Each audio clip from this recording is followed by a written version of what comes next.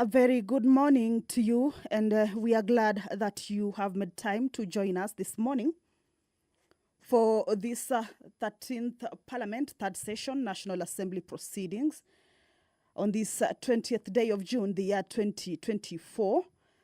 And this is a live broadcast that is streaming from the Parliament buildings in Nairobi. And this live broadcast is brought to you by the Parliamentary Broadcasting Unit in partnership with the Kenya Broadcasting Corporation. Those are live pictures inside the National Assembly chambers.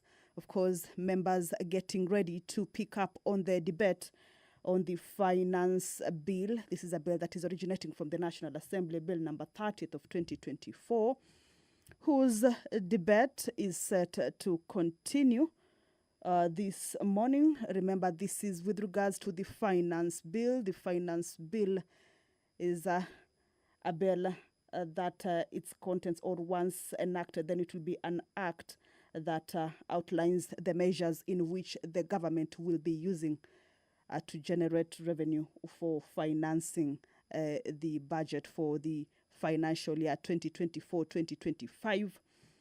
So this is a bill that is accompanied by a report of the Finance and National Planning, Departmental Committee on Finance and National Planning, that tabled its report on the floor of the House on the 18th of June, the year 2024, with the debate on the two documents. Remember, the report came after the public participation, which is a procedure that needs to be followed with regards to the bill. After first reading, then it has to go for public participation, and then the report be tabled in Parliament, and then debate will start. So with them, members have two documents, that is the Finance Bill 2024, as well as the report of the Departmental Committee on Finance and National Planning that was tabled on the House, and members have been using that particular report and also the bill to debate or consider the contents of the bill, as well as the amendments that have been brought forth by the committee following the public participation. We will get back to that, but in the order of business, the members this morning will be considering a procedural motion that will be moved by the leader of the majority party, Honorable Kimani Ichung'wah, and this is a motion that seeks to have the House resolve to hold a Tuesday morning sitting that will commence at 9:30 in the morning. Of course, this is for purposes of considering priority business. So this is a procedural motion that the members will be looking at. And of course, the majority leader, or the leader of the majority party, will be expounding on this particular procedural motion. But this is a resolution that on Tuesday, the 25th of June, 2024, at 9:30 a.m., the House convened for a sitting to consider priority business. After that procedural motion, then the members will get right into the debate on the finance bill. Remember, this is a resumption of a debate that was interrupted on the Wednesday of June 19th, 2024 in the afternoon sitting. Debate began yesterday, that is the Wednesday of 19th June 2024 in the morning, with members allocated an approximate time of 5 minutes each to give their opinions, basing their argument or debate on the two documents. As I told you earlier, that is the Finance Bill 2024, as well as the report of the Departmental Committee on Finance and National Planning. Talking about the report, is that you will recall that the report contains a number of amendments that are following the public participation. Stakeholders gave out with regards to the contents of the bill. In the report also, there are new clauses For instance, there is the new clause 66, on the road maintenance levy, in which the committee recommends an increase of the levy from Kenya shillings 18 to 25 per litre on all petroleum fuels.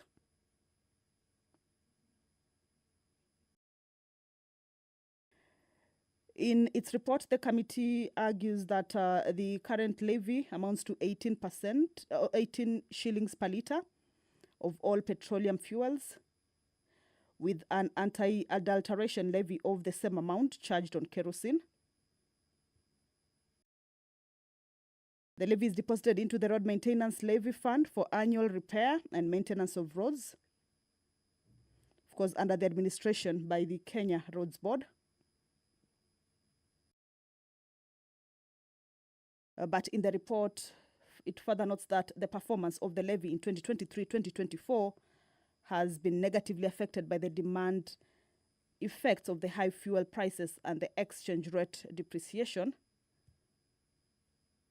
The fall in the collections under the road maintenance levy has continued to affect the repair and maintenance of highways, urban and rural roads.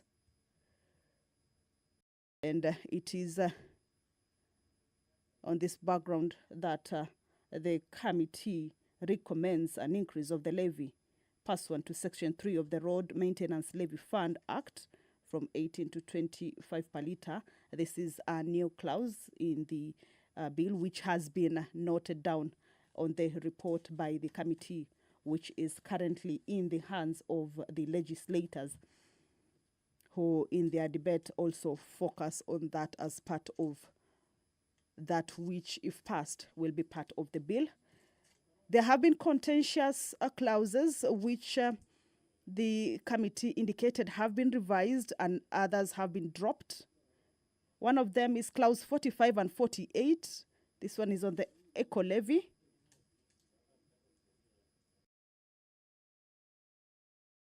In the report, the committee notes that the purpose of the eco levy is to help redress environmental damage and pollution caused by the import of certain finished products into Kenya.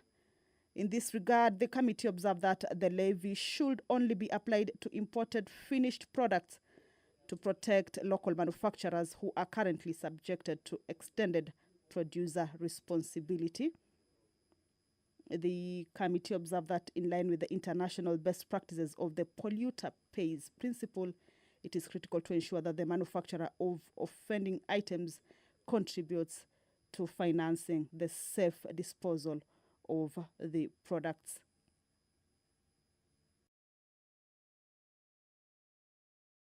With regards to this, the committee proposes to remove the imposition of the levy on diapers, motorcycle tires, bicycles, wheelchairs, and three-wheeled motorized vehicles, commonly referred to as tuk-tuks, and reduce the rate of eco-levy for certain finished goods. Remember, this has been one of the contentious clauses or issues that has been contained in the finance bill.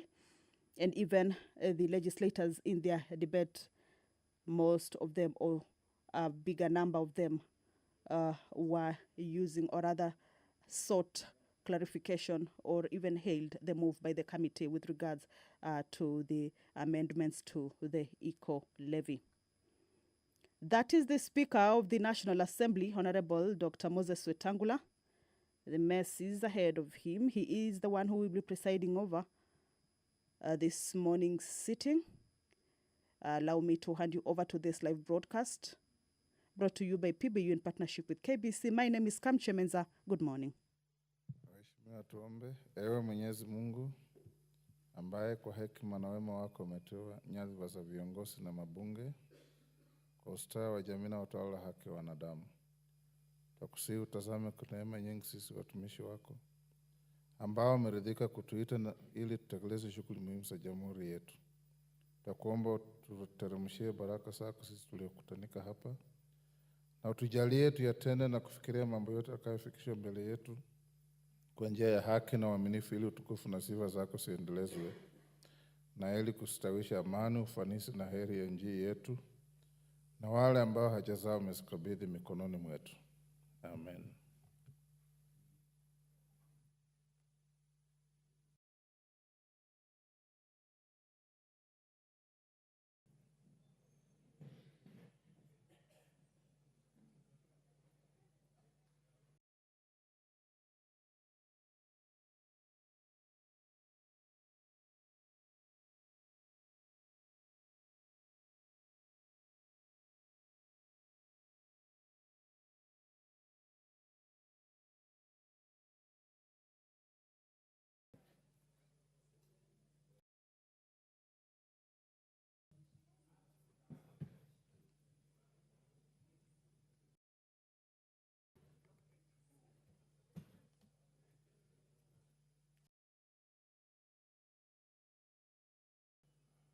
Honorable members, we have quorum.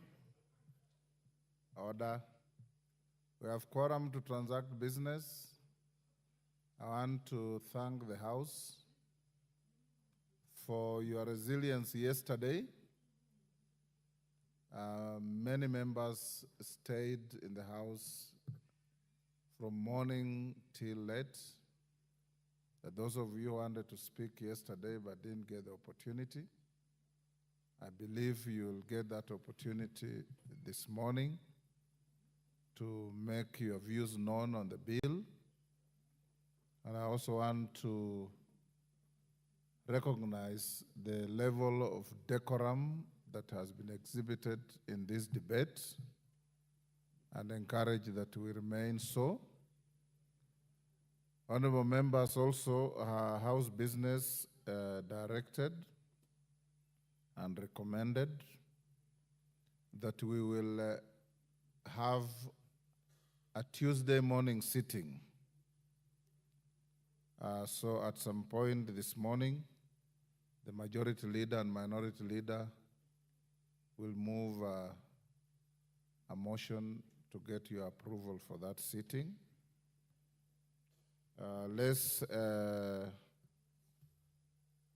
After that motion, we'll go straight to the bill. We remain true to the 5 minutes. Most of the issues have been canvassed. So if you have 1 or 2 points and you have an opportunity, you don't have to exhaust your 5 minutes so that many more members can be able to speak to the bill. Call out the orders. Yes, Honorable Wandai. Honorable Speaker, thank you very much for your guidance. And Honorable Speaker, I think so far so good, but we are facing some challenges, and perhaps I want to seek your guidance on this, or directives.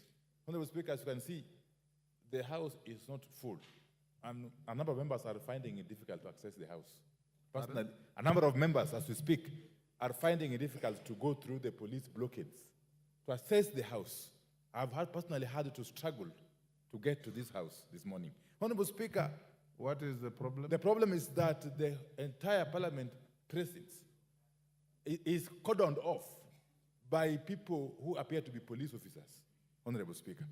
Honorable Speaker, we are living in a democratic country, and this House is a symbol of our democracy. No person in this country has got the authority to establish a blockade around Parliament, to cordon off Parliament. There is no state of emergency which has been declared, as far as I'm aware, under the Constitution. Under the Constitution. I am aware that on Tuesday or Wednesday, or yesterday, Tuesday I think, there were some demonstrations around Parliament and in the CBD. Very, very peaceful demonstrations by very, very young children who were unarmed throughout the demonstrations. In fact, the police who provoked them and eventually arrested very many of them who were innocent, took them to police stations, they spent the night there, and they were released unconditionally on free bond, Honorable Speaker. So what is it that is occasioning this overzealous approach by the police? Can the speakers direct the Inspector General of Police to withdraw the police officers who have made this parliament to be like a military installation, Honorable Speaker.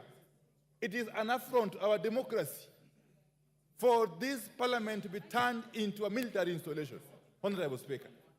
Why is it that we are making this business of finance bill become a so serious a matter that the whole country comes to a standstill, Honorable Speaker?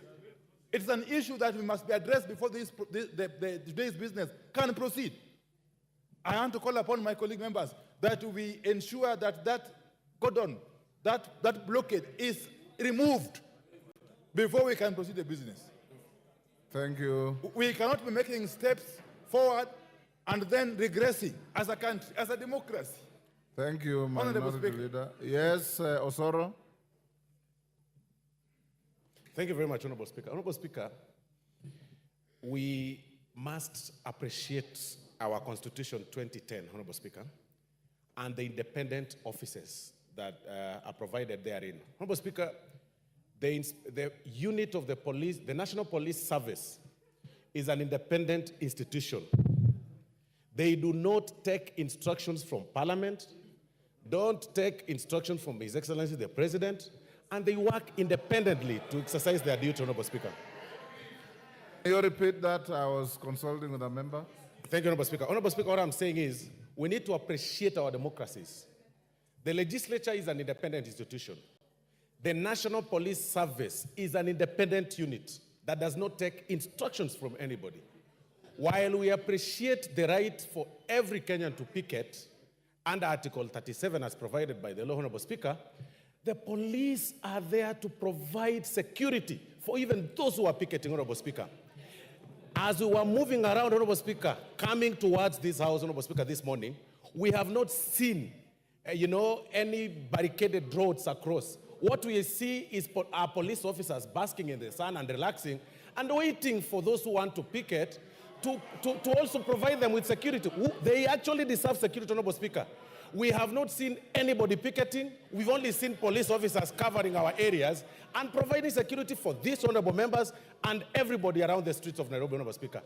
And they've even said, the Minority Leader, Honorable Speaker, has even said right now that even those who are purportedly arrested were released